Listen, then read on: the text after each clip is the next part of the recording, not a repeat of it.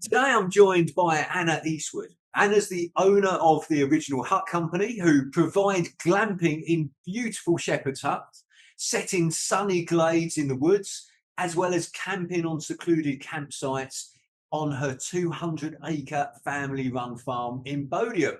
So welcome, Anna. Hi, how you doing? Yeah, I'm very well, thanks, Anna. And yourself? Yeah, good. Thank you very much. Well, look, thank you for joining me today. And tell us a little bit more about, the original hut company, but also you've got the hub as well. So tell us a bit about both of those. Yeah, so we started off as a bit of a maternity project that's got a bit out of hand, really. So we had quite a successful holiday let company in Canberra, and that was at the time it was when Lehman Brothers were going wrong and the banking thing was going wrong. We had a marquee company, and so all our corporate stuff had, fallen out of bed that year. The only thing in our world that was really working, so this was, oh God, how old's Kitty? About 2008. Was the holiday let. So we were like, well, we've got a farm, it's in Bodiam, we've got a mile of river, we've got a castle, we've got a steam railway that comes into the farm.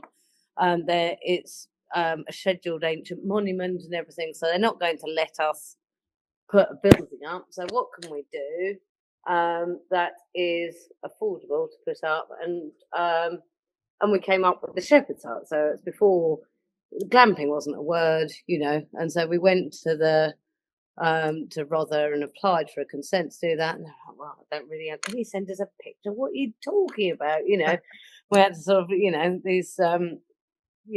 come up with some sort of vision. So we built a couple of shepherd's huts and we stuck them on the site, and really with the idea that we were going to manufacture these things and sell them. And but we, obviously wanted to set it up to sell them with a business model, and so we did a year or so, and it was actually really quite popular. And then we ended up having to build some more, and so we've ended up with sort of 8 of those, and we built them all, around the idea of being, really British, out of upcycled things. Everything's really sustainable about them, and kind of promoting like the local landscape. We've got amazing, we're right by the river. There's barn owls that come down the river, there's kingfishers, and there's everything else. So, but we'll go with that. So there's not hot tub, there's no music, there's, it's all off grid and it's all really sustainable. So we did that. Then we, that took off. So then we built some more, and then people kept ringing us up and going, "Can we come camping?" We're like, "Absolutely not. We haven't got a campsite." And then eventually we were like, "Well, so we have a campsite then." So then we started a bit of camping. So with the same thing, minimal impact. So no light pollution, no noise pollution. We are down by the river, so we don't want to put anything into the ground. We've got recycling loos and things. So we did all that, and and then people were going, "Well, there's quite a group of us that want to camp camping." We're like, well, actually, they're going to be really noisy and annoy the other campers. So then we started up this idea of having little exclusive hire sites. And then it transpired, we've actually got quite a lot of people. And so then they're saying to us, "Well, where's the shop?" "Oh, it's miles away. And there's no mobile. Where can I charge my phone?"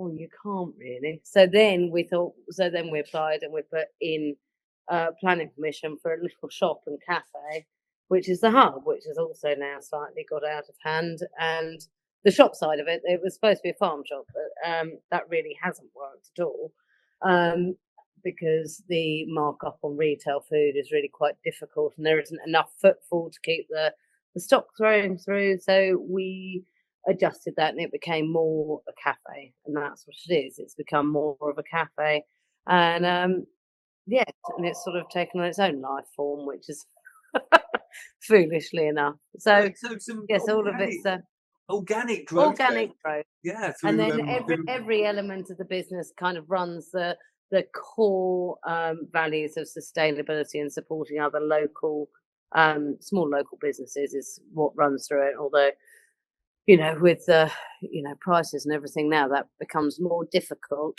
Yeah, look, I mean, I've been to the hub and to where you're located. Lovely location and great cafe as well. Now it sounds as though from there, I mean, you've had a number of businesses, even before these. You mentioned a marquee company and your holiday lets in Canberra, etc. So was being a business owner something that you always wanted to do, Anna, or was it No, absolutely not. I've just married very badly. I would have been quite happy as a lady of leisure. okay. Um, no, it's something. So my husband's always kind of worked for himself, and I was a teacher. I'm a Montessori nursery school teacher, Okay. and but yes, it's just kind of he ran his company very badly. Anyway, he's quite good at his job, but his accounting would be a carrier bag of receipts that he would dump with the accountant on about the the end of January. Yeah. And so he had no real strategy. So just as the children come along and everything changes, you end up sort of having to adopt his do that, so and make it sort of all work a bit better. And And so also the farm was struggling. The farm's a funny old farm. It don't really work. It's when you've got scheduled ancient monuments, you can't plough it, and half of it's underwater half the year, and right. you've got the river. So you think, well, what of these features that we've got available to us can we use to generate revenue? So it's been, And you've been sort of creative there in terms of thinking of, right, okay, how can we use what we've got? What's the value of the things that we've got here? So that's great. And look, you've mentioned there a couple of times that obviously you've got a family, a fairly young family. So how do you find balancing being a business owner with also having a young family as well, Anna? oh, I'm very bad at that. You just have to be awake a lot. Yeah. Yes. No. It's quite tricky. I think it's probably getting trickier. Okay. Um, you know, Nowadays. I didn't open the hub until near our littlest one was actually at school, so that's better. The original hut company, but obviously it's a very bad decision to have been a teacher all of my career and then start running a holiday business when I've got children. It's all very badly thought through. In fact, there's no plan at all. I love the honesty. I love the honesty. So, um, so what would you say the biggest challenge has been for you, Anna, since you've been a business owner? I would say just juggling the main challenge is the costs, or increasingly so now. Yeah.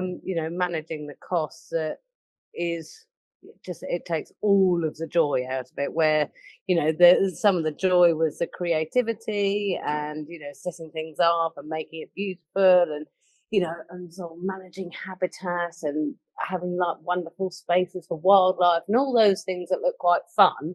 Yeah. And and so now I think it's just painful managing staff, managing your legal responsibilities, and how you can do that in a cost effective way to keep the business cost effective, and and to be operating a good service, within the right margins is really difficult.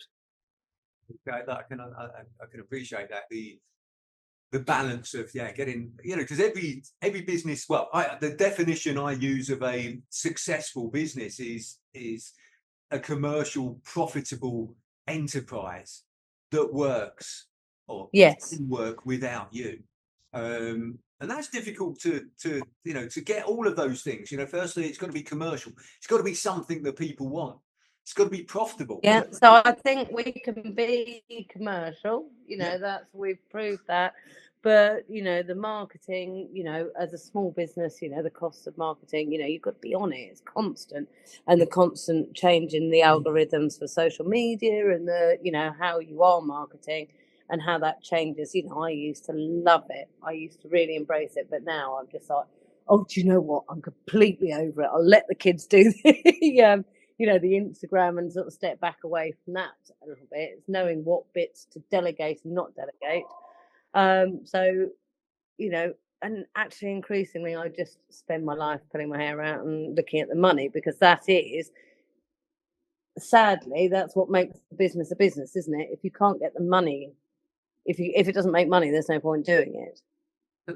And that has been that's the ongoing challenge with the managing the cost of, particularly in the cafe, keeping within the ethos of the business that we've set up to have local sustainable products, but delivering that with perceived value in a market that isn't actually set up for small businesses to survive nowadays. The marketplace for small businesses is being sort of squeezed and squeezed.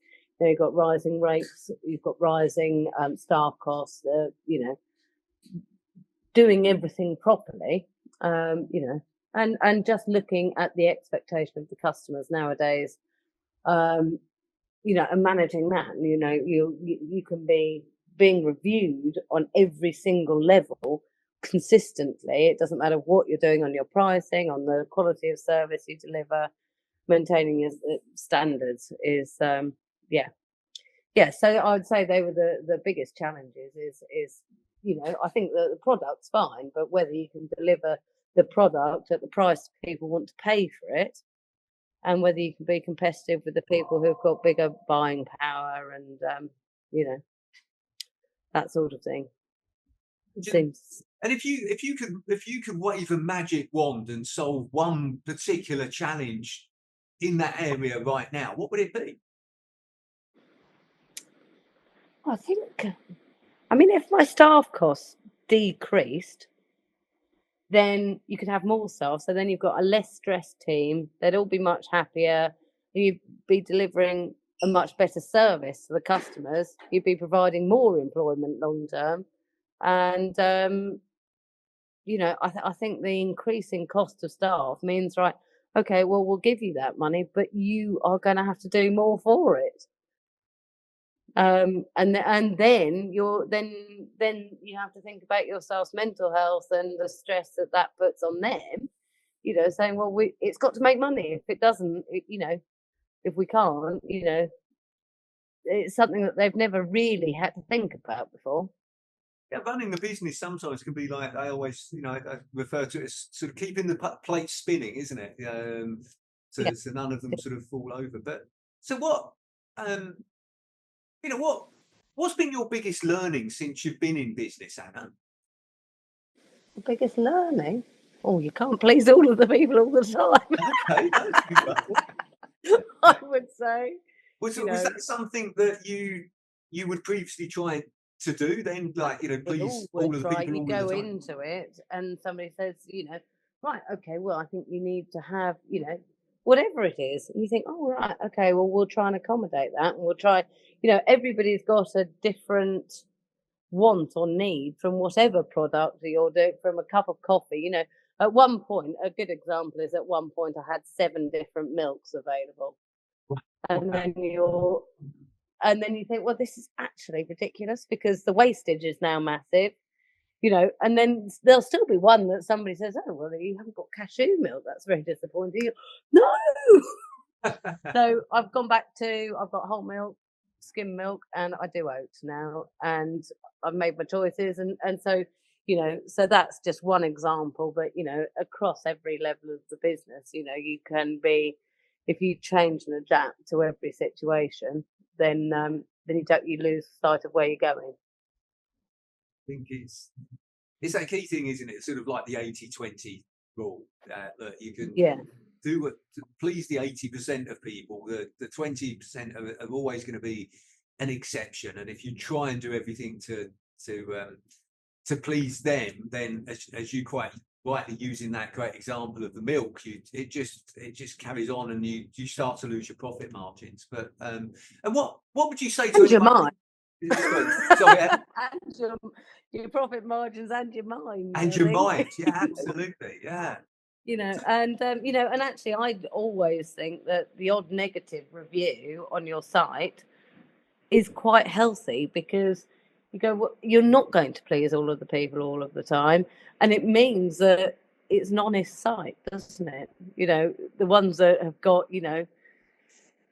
we're quite happy for them to sit there. I don't go back at people and say, well, how dare you leave me a review or da da da. You know, that is subjective of people's experience. Sometimes we get it wrong. Sometimes, you know, people will wait too long, or humans sometimes make a mistake. But 98, you know, I think as long as that's reflected in your thing, that's fine, isn't it?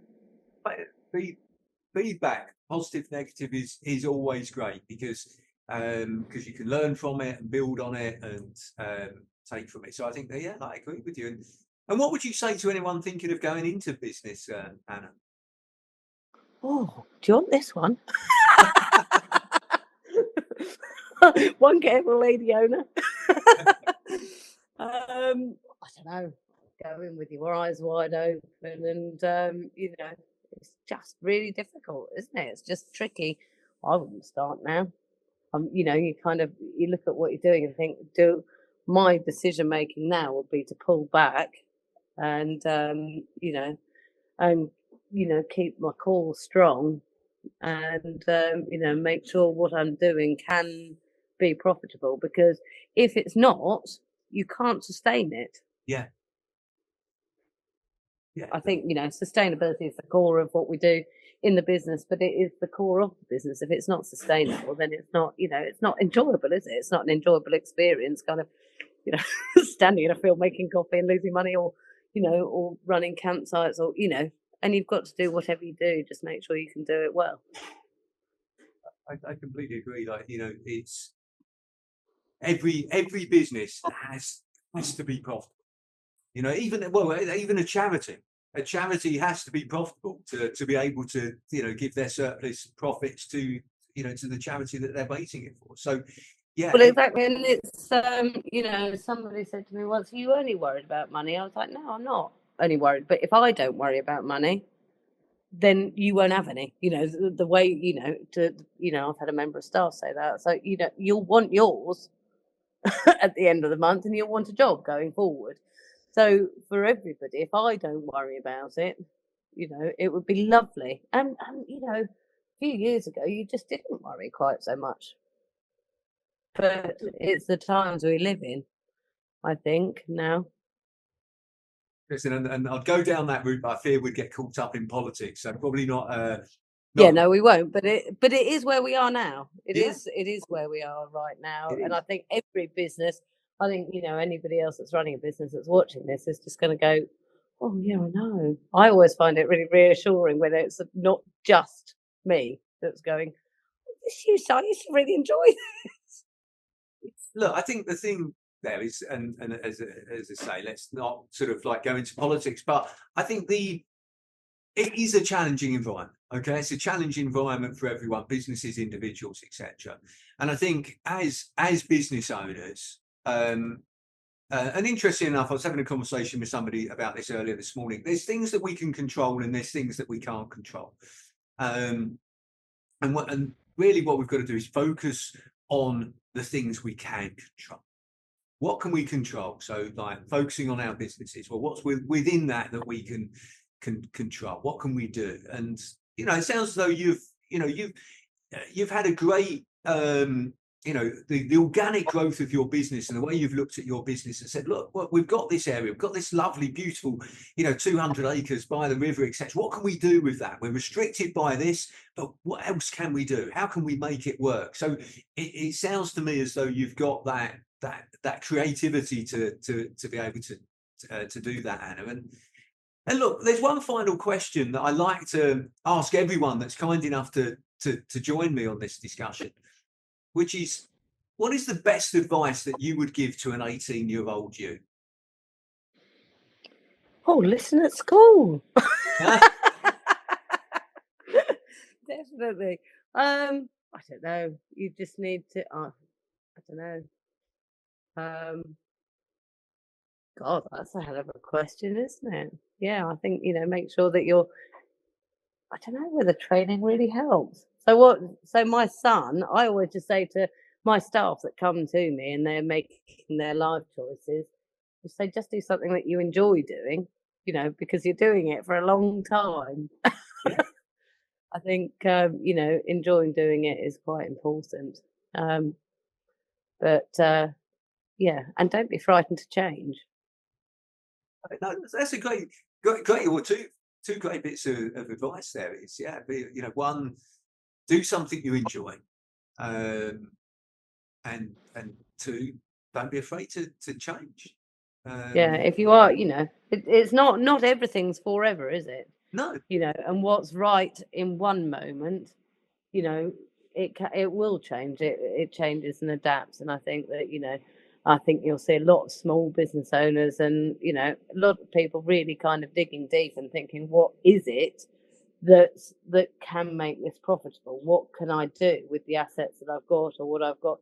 And where the big questions that we're asking ourselves at the moment is, so you say about what can I change and what can you not change? Hospitality can't really reduce your staff costs. Do you go away from your core values? I can't. I want to support. I don't want to sell Carlsberg. I want to sell Stevens beer from down the road. So do you just stop doing it for a time being? So that's why we close for the winter, you know. So, adapt. You have to, just adapt and change, I think. yeah, I think that look, I always believe that where there's challenges, there's opportunities. Well done. And a lot, on that note, I mean, look, COVID obviously is still a very topical thing, and it it was a big challenge for pretty much all businesses. Some businesses did thrive for various reasons, but most businesses, it was a big challenge. But actually, out of that came opportunities as well. So it's trying to look for those opportunities in amongst the challenges that are there. So Anna, I really appreciate you taking the time to speak with me today and sharing more about your businesses, but also your journey as well. So thank you very much for doing that. No worries. Lovely to see you again. Take care. Thank you. Thank you. Bye. Cheers.